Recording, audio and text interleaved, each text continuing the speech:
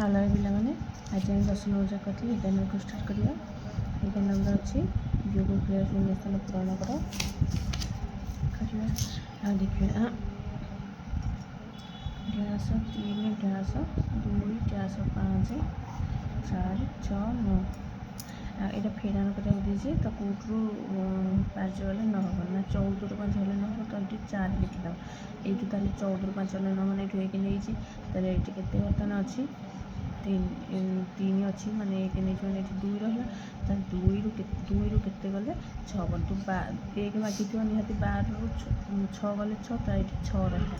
ତ ଏଇଠି କେତେ ଅଛି, ଏଇଠୁ 1 ନେଇଛି ମାଗିକିନି, ତ ଏଇଠି ବର୍ତ୍ତମାନ ଆମେ ଜାଣିଛୁ 4 କେତେରୁ 2 ଗଲେ 4 ନା 6ରୁ, ତ ଏଇଠୁ 1 ମାଗିଛି ମାନେ ଏଇଠି 7 ହେବ। 12 ନମ୍ବରକୁ ଆସିବା। ଶୂନ୍ୟସ୍ଥାନ ପୂରଣ କର। କଣ ଦେଇଛି ଡ୍ୟାସ 5 ଡ୍ୟାସ 1 ଡ୍ୟାସ 8 ଡ୍ୟାସ 3 4 6 7 8 ଦେଇଛି 840। ଏଇଠି ଏଇଟା ମିଶ୍ରଣ କରିବାକୁ ଦେଇଛି 8 4 12 12 8 20 20 ମାନେ ଏଇଠି ଶୂନ ଅଲରେଡ଼ି ଅଛି। ତାହେଲେ 2 2 5 2 7 7 8 9 10 10 7 17 କେତେ ଏଇଟା 4 ଦେଇଛି। ତାହେଲେ କେତେ ମିଶିଲେ 17 କେତେ ମିଶିଲେ 24 ହେଉଛି, 4 ଦେଉଛି ମାନେ 24 ହେବ। ତ 17 7 7 14 24, ତାହେଲେ 7 17 7 ମିଶିଲେ 24 ହେବ। ତ 24 ଏଠି 4 ରଖିଲା, ଏଠିକି 2 ନିହାତି ନେଇଥିବ। 2 1 3 3 6 3 9, ଏଠି 8 ଦେଇଛି ମାନେ ଏଠି ଗୋଟେ 1 ଲେଖିବା। ତାହେଲେ 9ରେ କେତେ ମିଶିଲେ 18 ହେବ ନା 9, 9କୁ 2 ଭାଗ କରିଦେବା। ତାହେଲେ ଏଇଠି ଗୋଟେ 5 ଲେଖିଦେବା କି 4 ଲେଖିଦେବା, ଏଇଠି ଗୋଟେ 5 4 9, ତାହେଲେ ମିଶିକି ଏଇଠି 18 ହେଲା। ତାପରେ 12 ନମ୍ବର 13 ନମ୍ବରକୁ ଆସିବା। ଦେଇଛି ଯେ କ'ଣ ନ କଲେ ସମାଧାନ କଲେ ଏଇଟା ହେଉଛି ଆମର ଆଧାର ଫେରାଣ। ଆଧାର ଫେରାଣଟି ଉଦାହରଣ ଦେଇଛି, ସେଟାକୁ ଏଇଟା ଆମେ କରିବା ବର୍ତ୍ତମାନ। ଗୋଟେ କହିଦେଉଛି 6 2 2 4 8 8।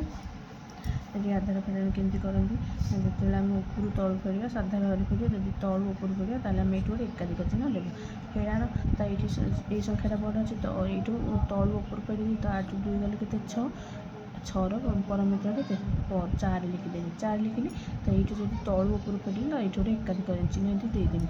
ତାପରେ ଏଇଠି ବର୍ତ୍ତମାନ ଏ ସଂଖ୍ୟାଟା 1 ବଢ଼ିଯିବ, 8 କେତେ ହେଇଯିବ 9 ହେଇଯିବ। ପୁଣି 9 ଅଛି, ଏଠି 2 ଅଛି, ତାହେଲେ ଏ ଭିତରେ 9ଟା ବଡ଼, ତାହେଲେ ପୁଣି ତଳୁ ଉପରୁ ଫେରିଲି। 9 2 ଗଲେ କେତେ 7, 7ର ପରମିତ୍ର କେତେ 3, ଯେହେତୁ ତଳୁ ଉପରୁ ଫେରିଲେ ଏଇଠି ଗୋଟେ ଏକାଧିକ ଚିହ୍ନ ଦେବି।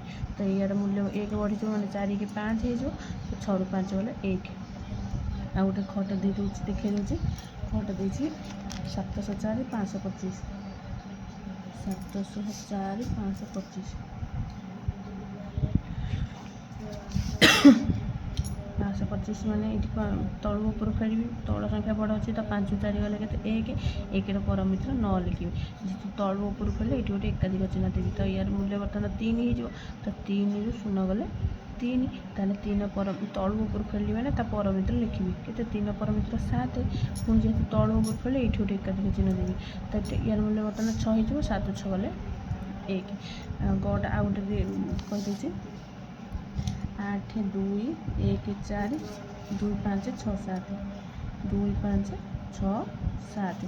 ଏଇଠି ବର୍ତ୍ତମାନ ତଳୁ ଉପରୁ ଫେରିବି, ଯେହେତୁ ତଳ ସଂଖ୍ୟାଟା ବଡ଼ ଅଛି, ତ ତଳୁ ଉପରୁ ଫେରିବି ମାନେ ଏଇଠି ଗୋଟେ ଏକାଧିକ ଚିହ୍ନ ଦେବି। 7 4 ଗଲେ କେତେ 3, 3ର ତାପରେ ପରମିତ୍ର ଲେଖିଦେବି 7। ପୁଣି ଏଇ ସଂଖ୍ୟାଟା 1 ବଢ଼ିଯାଉଛି ତ 10 ଘରେ, ତ ୟାର ମୂଲ୍ୟ ହେଉଛି 7। ପୁଣି 7 ଏଇଠି ଅଛି, 1 ଅଛି, ତ ଏଇ ମୂଲ୍ୟଟା ଅଧିକ ଅଛି, ତ ପୁଣି ତଳୁ ଉପରୁ ଫେରିଲି। 7ରୁ 1 ଗଲେ କେତେ 7ରେ ଗଲେ 6, ତ ତଳୁ ଉପରୁ ଫେରିଲି, ତେଣୁ ତା ପରମିତ୍ର ଲେଖିବି। 7ରୁ 1 ଗଲେ 6 ମାନେ 6ର ପରମିତ୍ର 4, ଯେହେତୁ ତଳୁ ଉପରୁ ଫେରିଲି ଏଇଠି ଗୋଟେ ଏକାଧିକ ଚିହ୍ନ ଦେଲି। ପୁଣି ୟାର ମୂଲ୍ୟ କେତେ ହେଲା 6, 6 ଏଇଠି ଅଛି 2, 6ରୁ 2 ଗଲେ କେତେ 4, ତ ତଳୁ ଉପରୁ ଫେରିଲି ପୁଣି ଏଇଠି ଗୋଟେ ଏକାଧିକ ଚିହ୍ନ ଲାଗିବ। କେତେ ହେଇଗଲା ଏଇଟା 6 2 ଗଲେ 4, 4ର ପରମିତ୍ର କେତେ 6, ତା ପରମିତ୍ର ଲେଖିବା। ପୁଣି ତାହେଲେ ଏଇଠି ବର୍ତ୍ତମାନ ପୁଣି କ'ଣ କରିବା ନା ଏଇଠି ଯେହେତୁ ତଳୁ ଉପରୁ ଫେରିଲେ ଏଇଠି ଗୋଟେ ଏକାଧିକ ଚିହ୍ନ ପଡ଼ିଗଲା, ଏଇଟା 3 ହେଇଗଲା। ତାହେଲେ ଏଇଠି 8 ଏଇଠି ଅଛି, ଏଇଠି 3 ଅଛି, 8 3 ଗଲେ କେତେ 8 3 ଗଲେ 5। ଏଇଭଳି ଭାବରେ ଆମେ ପରମିତ୍ର ଲେଖିବା। ତାପରକୁ ଆସିବା ଆଉ ଗୋଟେ କରିବା। ଏଠି ଆଉ ଗୋଟେ ଅଛି କ'ଣ 7 8 2 0, 7 8 2 0 4 9 9 9। ଏଇଠି ଫେରିବା, ଏଇଟା ନଅ ଏଠି ନଅ ଅଛି ବଡ଼, ଏଠି ଶୂନ ଅଛି, ତଳୁ ଉପରୁ ଫେରିଲି, ନଅରୁ ଶୂନ ଗଲେ ନଅର ପରମିତ୍ର 1, ଯେହେତୁ ତଳୁ ଉପରୁ ଫେରିଲେ ଏଠି ଗୋଟେ ଏକାଧିକ ଚିହ୍ନ ଲାଗିବ। ପୁଣି ଏଠି ଏଇଟା ୟା ମୂଲ୍ୟ କେତେ ପଡ଼ିଯିବ 10 ହେଇଯିବ। ତାହେଲେ ବର୍ତ୍ତମାନ ଏଠି 10 ଅଛି, ଏଠି 2 ଅଛି, ତାହେଲେ 10ରୁ 2 ଗଲେ କେତେ ନା 10ରୁ 2 ହେଲେ 8, ତ 8 ପରମିତ୍ର କେତେ 2, ତ ଏଇଠୁ ଯେହେତୁ 1 ବଢ଼ିଯାଇଛି ତ ଏଇଠି ଗୋଟେ ଏକାଧିକ ଚିହ୍ନ ଦେବି। ତାପରେ ଏଠି ସେମିତି କ'ଣ ଅଛି ନା ଯେହେତୁ ମୁଁ ତଳୁ ଉପରୁ ଫେରିଲି କେତେ ହେଲା ଏଇଟା ବର୍ତ୍ତମାନ ଏଇ 10ରୁ 2 ହେଲେ 8, 8 ପରମିତ୍ର 2 ଲେଖିଲେ, ତ ଏଇଠି ତଳୁ ଉପରୁ ଫେରିଲି ତ ଏଠି ଗୋଟେ ଏକାଧିକ ଚିହ୍ନ ହେଲା। ଇଏର ମୂଲ୍ୟ ବର୍ତ୍ତମାନ କେତେ ହେଇଗଲା 9 1 10, 10ରୁ 8 ଗଲେ କେତେ 2, 2ର ପରମିତ୍ର କେତେ 8, ତ ତଳୁ ଉପରୁ ଫେରିଲି ପୁଣି ଏଇଠି ଗୋଟେ ଏକାଧିକ ଚିହ୍ନ ଲାଗିବ। ତାପରେ ଏଇଠି ପୁଣି ବର୍ତ୍ତମାନ ଇଏର ମୂଲ୍ୟ କେତେ 5 ହେଇଯିବ, ତ 7 ଏଇଟା ବର୍ତ୍ତମାନ 7 ଅଛି, ଏଠି 5 ଅଛି, ତ ଉପରୁ ତଳୁ ଫେରିଲି ମାନେ 7 5 ଗଲେ 2, ଏଇଭଳି ଭାବରେ ଆମେ କରିବା। ଆଉ ଗୋଟେ କରିବା ଯେମିତି ବର୍ତ୍ତମାନ ତ ଏତିକି ଦେଇଛି, ତାହେଲେ ଏତିକି କରିବା। ତାପରେ ଆସିବା 14 ନମ୍ବରକୁ। 14 ନମ୍ବର କ'ଣ ଦେଇଛି, ଗୋଟିଏ ଗୋବିନ୍ଦର ବୟସ 14 ବର୍ଷ, ସେ ଲାଲୁ ଠାରୁ 3 ବର୍ଷ ବଡ଼। ଏଠି ଦେଇଦେଇଛି 14 ନମ୍ବର, ଗୋବିନ୍ଦ କେତେ 14 ବର୍ଷ, ଲାଲୁ ଠାରୁ ସେ 3 ବର୍ଷ ବଡ଼। କିଏ ଗୋବିନ୍ଦ, ତାହେଲେ ଲାଲୁର ବୟସ କେତେ ନା 14 ଫେଡ଼ାଣ 3 11, ଲାଲୁ ହେଉଛି 3 ବର୍ଷ ସାନ। ଆଉ ବିଜୟ କ'ଣ 2 ବର୍ଷ, ବିଜୟ ଠାରୁ ଗୋବିନ୍ଦ 2 ବର୍ଷ ସାନ, ଅର୍ଥାତ୍ ବିଜୟର ବର୍ଷ କେତେ 14 ମିଶାଣ 2 14 2 16, ତାହେଲେ ବିଜୟ ବୟସ ଏଇଟା, ଗୋବିନ୍ଦ ବୟସ ଏଇଟା, ଲାଲୁ ବୟସ ଏଇଟା, 3 ଜଣଙ୍କର ବୟସ ମିଶି 50, 14 ମିଶାଣ 11 ମିଶାଣ 16, 4 କେ 5 6 5 11, 1 1 2 1 3 1 4, ତାହେଲେ ଏମିତି 14 ନମ୍ବରରୁ 15 ନମ୍ବରକୁ ଆସିବା। ମୋତେ କ'ଣ ଦେଇଛି 1996 ମସିହା ଜୁଲାଇ ମାସ 1 ତାରିଖ ଗୋଟେ ଶିଶୁ ଜନ୍ମ କଲା। 1996 ମସିହା ଜୁଲାଇ 1 ତାରିଖ ତାକୁ କେତେ ବର୍ଷ ହୋଇଥିବ। 1996 ଜୁଲାଇ 11 ଜନ୍ମ ହେଲା, ଆଉ 1996 ସେଇ ଜୁଲାଇ 20କୁ ତାକୁ କେତେ ବର୍ଷ ହେଇଥିବ। ଆଗ ଆମେ ତ ଏଇଟା ସମାନ ଅଛି, ଏଇଟା ସମାନ ଅଛି, ଏଇଟା ସମାନ ଅଛି, ଏଇଟା, ତାହେଲେ ସେଇ ମାସ 11ରୁ 20 କେମିତି ବାହାରିବା। ରୁ ମାନେ କ'ଣ, ରୁ ମାନେ ଆମେ ଛୁଆ ଆମେ ଜାଣିଛେ ଯେ 20ରୁ 11 ଫେରିଦେବା, ଯେତିକି ହେଲା 1 ମିଶିଦେବା। 20ରୁ 11 ଫେରିଦେଲେ କେତେ ନା 9 9 1 10, ତାକୁ 10 ଦିନ ହୋଇଥିବ। ଏଇଟା ହେଉଛି ଦିନ, ତ ଦିନ 10 ଦିନ ହୋଇଥିବ। ତାପରେ ଏଇଟା କେତେ ନମ୍ବର ହେଲା 15 ନମ୍ବର। ତାପରେ 16 ନମ୍ବରକୁ ଆସିବା। ତୁମର ଜନ୍ମ ତାରିଖ ଲେଖା, ଆଜି ତୁମକୁ କେତେ ବର୍ଷ ହେଇଥିବ।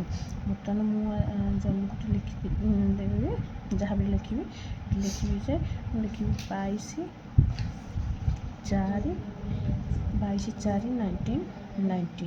ବର୍ତ୍ତମାନ ଏଇଟା ହେଉଛି ଦିନ, ଏଇଟା ହେଉଛି ମାସ, ଏଇଟା ହେଉଛି ମସିହା। ଏଇ ମସିହା ଅନୁସାରେ ଆମର ଆଜିର ଦିନ ବାହାର କରିବା। ତାହେଲେ ଆଜିର ଆମେ ଆଗ ବାହାର ଲେଖିଦେବା କ'ଣ, ଆଜିର ମସିହା କେତେ 2025, ଆଜିର ଦିନ କେତେ, ଏଇଟା ହେଉଛି ଏପ୍ରିଲ ମାସ, ଆଉ ଆଜିର ଦିନ ହେଉଛି 27 ତାରିଖ। ତାହେଲେ ଏଇଟା ସେଇ ଅନୁସାରେ ଦିନଟାକୁ ଲେଖିଦେବି, ଦିନ ପାଖରେ 22, ମାସଟା ହେଉଛି 04, ମସିହା ହେଉଛି 1990। ତାହେଲେ କେମିତି ଫେଡ଼ା ହୁଏ ନା ଆଗ ଦିନରୁ ଫେରିବା। 7ରୁ 2 ଗଲେ କେତେ 5, ଏଠି 2ରୁ 2 ଗଲେ 0, ତାହେଲେ ଏଇଟା ଦିନ ସଂଖ୍ୟା, ତାହେଲେ 5 ଦିନ ହେଇଛି। ବର୍ତ୍ତମାନ ଏଇଠି 10, ଏଇଟା 4ରୁ 4 ଗଲେ 0, 4 4 ଗଲେ 0, ଏଇଠି 5ରୁ ଫେରିଲେ 5ରୁ 0 ଗଲେ 5, 2 ଅଛି, 12ରୁ 9 ଗଲେ ଏଠି ଅଛି 12, 12ରୁ 9 ଗଲେ 9 3 12, ତାହେଲେ 3 ହେଇଗଲା, 12ରୁ 9 ଗଲେ 3, ଏଠି ବର୍ତ୍ତମାନ ଏଇଠି ଅଛି 9, 1 ମାଗିକି ଏଇଠୁ ନେଇଛି, ତ 9ରୁ 9 ଗଲେ 0, ଏଠି 1 ମାଗିଛନ୍ତି 1 ଗଲେ 0, ତାହେଲେ କେତେ ହେଇଗଲା ନା ଏଇଟା ହେଉଛି ବର୍ଷ, ଯେହେତୁ ଏଇଟା ବର୍ଷକୁ ଆମେ ଧରିଛେ, ଏଇଟା ହେଉଛି ବର୍ଷ, ଏଇଟା ହେଉଛି ମାସ, ଏଇଟା ହେଉଛି ଦିନ। ତାହେଲେ ଏମିତି ବାହାର କରାଯାଏ। ଏପଟେ ଆମେ ଦିନକୁ ରଖିବା, ଏଇଠି ମାସକୁ ରଖିବା, ଏଇଠି ଆମେ କ'ଣ ରଖିବା ମସିହା ରଖିବା। ଯେତିକି ଯେଉଁଟା ଆଜିର ଡେଟ୍ ଅନୁସାରେ ଆମର ଏଇଟା ଆମ ତାରିଖ, ଆମ ଜନ୍ମ ତାରିଖ ଲେଖିଦେବା, ଜନ୍ମ ତାରିଖ ଲେଖି ଫେରିଦେବା। ତାହେଲେ ଏତିକି ବର୍ଷ ଏତିକି ଦିନ ବାହାରି ପଡ଼ିବ। 16 ନମ୍ବର 7 ନମ୍ବର ଆସିବା। 57ରୁ 77 ପର୍ଯ୍ୟନ୍ତ କେତୋଟି ସଂଖ୍ୟା ଅଛି। 57ରୁ 77 ପର୍ଯ୍ୟନ୍ତ କେତୋଟି ସଂଖ୍ୟା ଅଛି। ରୁ ଥିଲେ କ'ଣ କହିଛି ନା ଏଇଟା ଫେରିଦେବ, ତ 77 ଫେଡ଼ାଣ 57 ମିଶାଣ 1, 7 7 ହେଲେ 7 7 ହେଲେ 0, 7 5 ହେଲେ 2, 20 1 21, 18 ନମ୍ବରକୁ ଆସିବା। ତୁମଠାରୁ ତୁମ ମା 21 ବର୍ଷ ବଡ଼, ତୁମ ବାପା 31 ବର୍ଷ ବଡ଼, ତୁମର ବୟସ 8 ବର୍ଷ ହୋଇଥିବ, ତେବେ ତୁମ ମା ବାପାଙ୍କ ବୟସ ମିଶି କେତେ। ତାହେଲେ ତୁମଠାରୁ ତୁମ ମା କେତେ ବର୍ଷ ବଡ଼, 8 ବର୍ଷ ବଡ଼। ତାହେଲେ ମାଆଙ୍କ ବୟସ ବୟସ ତୁମଠୁ 8 ବର୍ଷ ବଡ଼ ମାନେ ତୁମେ ଯେତେବେଳେ ଜନ୍ମ ହେଇଥିଲା 8 ବର୍ଷ ତୁମର କମିଯିବ। ତୁମ ମାଆ ତୁମଠୁ 8 ବର୍ଷ ବଡ଼ ମାନେ ତମ ମାଆର ବୟସ କେତେ 21 ମିଶା 8 8 1 9 29 ବର୍ଷ। ବାପା ସେମିତି ତୁମଠୁ 8 ବର୍ଷ ବଡ଼। ବର୍ତ୍ତମାନ ତୁମ ବାପାଙ୍କ ବୟସ ମାଆଙ୍କ ବୟସ କେମିତି ନା ତୁମଠୁ ସେ 8 ବର୍ଷ ଲେଖେ 2 ଜଣ ବଡ଼। ଇଏ ହେଉଛି 31 ମିଶା 8 8 1 9 39 ବର୍ଷ। ବାପାଙ୍କ ବୟସ ବର୍ତ୍ତମାନ ବାପାଙ୍କ ବୟସ 39 ଆଉ ମାଆଙ୍କ ବୟସ 29।